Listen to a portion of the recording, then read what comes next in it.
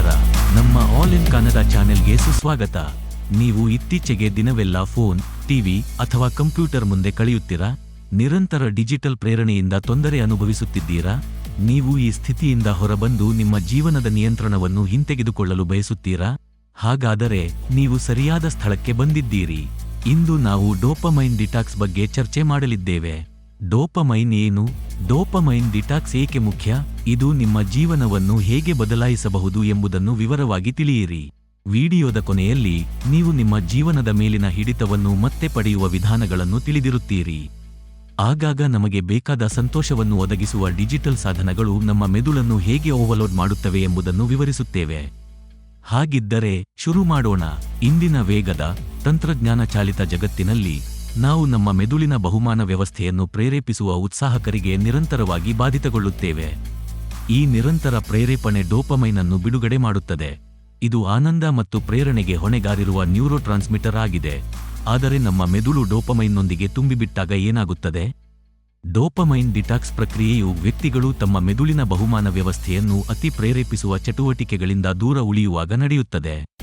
ಇದರಿಂದ ನಮ್ಮ ಮೆದುಳಿಗೆ ಮರುಹೊಂದಿಸಲು ಮತ್ತು ಈ ಪ್ರೇರೇಪಣೆಗಳ ಅವಲಂಬನೆ ಕಡಿಮೆ ಮಾಡಲು ಅವಕಾಶ ನೀಡುತ್ತದೆ.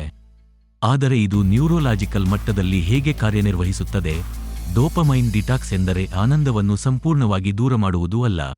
ಇದು ನಮ್ಮ ಮೆದುಳಿನ ಬಹುಮಾನ ವ್ಯವಸ್ಥೆಯನ್ನು ಸರಳ ಮತ್ತು ಹೆಚ್ಚು ಅರ್ಥಪೂರ್ಣ ಅನುಭವಗಳನ್ನು ಮೆಚ್ಚಲು ಮರುಹೊಂದಿಸುವುದಾಗಿದೆ. ಡೋಪಮೈನ್ ಡಿಟಾಕ್ಸ್ ಅನ್ನು ಅನುಷ್ಠಾನಗೊಳಿಸುವುದರಲ್ಲಿ ಹಲವಾರು ಹಂತಗಳು ಇವೆ. ಮೊದಲು, ಮೆದುಳಿಗೆ ಅತಿಯಾದ ಡೋಪಮೈನ್ ಬಿಡುಗಡೆ ಮಾಡುವ ಚಟುವಟಿಕೆಗಳನ್ನು ಗುರುತಿಸಿ. ಇವುಗಳಲ್ಲಿ ಸಾಮಾಜಿಕ ಮಾಧ್ಯಮ, ವಿಡಿಯೋ ಗೇಮ್ಗಳು, ಜಂಕ್ ಫುಡ್ ಅಥವಾ ಟಿವಿ ಶೋಗಳನ್ನು ಬಿಂಜ್ ವೀಕ್ಷಿಸುವುದು ಸೇರಿರಬಹುದು. ಮುಂದೆ, ಈ ಚಟುವಟಿಕೆಗಳ ಮೇಲೆ ಸ್ಪಷ್ಟವಾದ ಮಿತಿಗಳು ಮತ್ತು ಸೀಮೆಗಳನ್ನು ಹೊಂದಿಸಿ.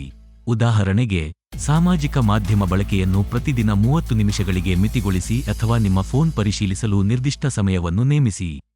ಈ ಹೆಚ್ಚು ಡೋಪಮೈನ್ ಚಟುವಟಿಕೆಗಳನ್ನು ಕಡಿಮೆ ಡೋಪಮೈನ್ ಪರ್ಯಾಯಗಳಿಂದ ಬದಲಿಸಿ. ಓದು, ವ್ಯಾಯಾಮ ಅಥವಾ ಪ್ರಕೃತಿಯಲ್ಲಿ ಸಮಯ ಕಳೆಯುವುದು ಇತ್ಯಾದಿ ಉತ್ಸಾಹಕರ ಆದರೆ ಅತಿ ಪ್ರೇರೇಪಕವಲ್ಲದ ಚಟುವಟಿಕೆಗಳಲ್ಲಿ ತೊಡಗಿರಿ. ಡೋಪಮೈನ್ ಡಿಟಾಕ್ಸ್ನ ಪ್ರಯೋಜನಗಳು ವಿಸ್ತೃತವಾಗಿರಬಹುದು. ಹಲವರು ಹೆಚ್ಚು ಒತ್ತು, ಉತ್ಪಾದಕತೆ ಮತ್ತು ಒಟ್ಟು ನಲಿವು ಎಂಬುದನ್ನು ವರದಿ ಮಾಡುತ್ತಾರೆ. ಬಾಹ್ಯ ಪ್ರೇರೇಪಣೆಗಳ ಅವಲಂಬನೆ ಕಡಿಮೆ ಮಾಡುವ ಮೂಲಕ ನಾವು ದೀರ್ಘಕಾಲದ ತೃಪ್ತಿ ಮತ್ತು ಸಂತೋಷಕ್ಕಾಗಿ ನಮ್ಮ ಸಾಮರ್ಥ್ಯವನ್ನು ಹೆಚ್ಚಿಸಬಹುದು. ನಾವು ಒಂದು ವಾಸ್ತವ ಉದಾಹರಣೆ ನೋಡೋಣ.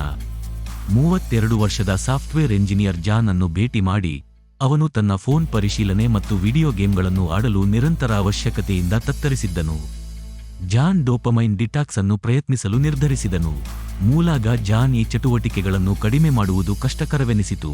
ಆದರೆ ಹಂತ ಹಂತವಾಗಿ ಅವನು ತನ್ನ ಒತ್ತು ಮತ್ತು ಮನೋಸ್ಥಿತಿಯಲ್ಲಿ ಸುಧಾರಣೆಗಳನ್ನು ಗಮನಿಸಿದ್ದನು. ಅವನು ಚಿತ್ರಕಲೆ ಮತ್ತು ಓಡುವಂತಹ ಹೊಸ ಹವ್ಯಾಸಗಳಲ್ಲಿ ತೊಡಗಿಸಿಕೊಂಡನು. ಸಮಯದೊಂದಿಗೆ ಜಾನ್ನ ಒಟ್ಟು ಜೀವನದ ಗುಣಮಟ್ಟವು ಬಹಳಷ್ಟು ಸುಧಾರಿಸಿತು.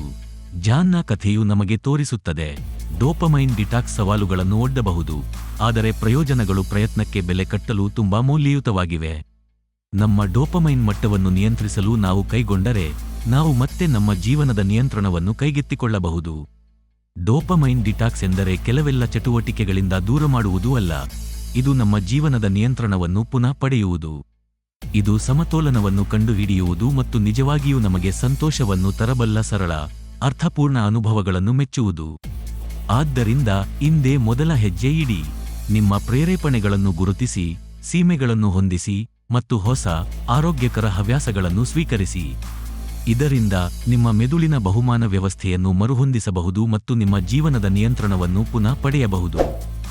ಇನ್ನಷ್ಟು ವಿವರವಾದ ವಿಷಯಗಳಿಗಾಗಿ ಸಬ್ಸ್ಕ್ರೈಬ್ ಮಾಡುವುದನ್ನು ಮರೆಯಬೇಡಿ.